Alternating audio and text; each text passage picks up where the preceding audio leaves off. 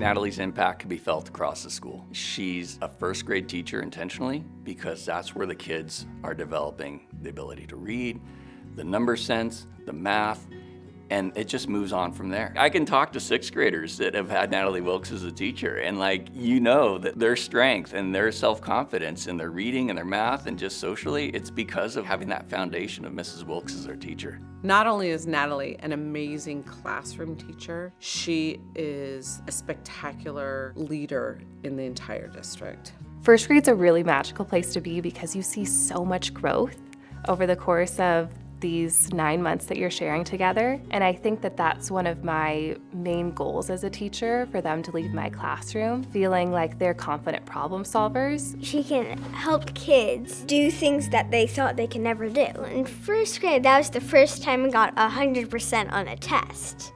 And I thought I would never do that. Something I love most is students finding their independence and me helping them along the way. And for them to practice that independence, I think it's a really important thing to step back sometimes and to take your foot off the gas as a teacher and to let them step in, preparing the road for the child or the child for the road. In education, we kind of go through different phases. When technology became the big thing, then we moved into social and emotional learning, and that became the big thing. Where we're kind of really focusing on, I think, as a nation, and certainly at Monte Vista, is on the science of reading. How do kids learn how to read, and how do we meet their needs? Knowing that that's the direction that we're moving in terms of education at schools everywhere. I thought of Natalie because I thought she is like the perfect model for how to implement this in the classroom and how to support this on a school-wide level. When I walk into Natalie's classroom, I see active learning. Her students have a variety of needs, and she has something to meet each of her students. And they're smiling, and they're having fun, and they're loving because they feel loved. Mrs. Wilkes deserves this award because she's a very, very,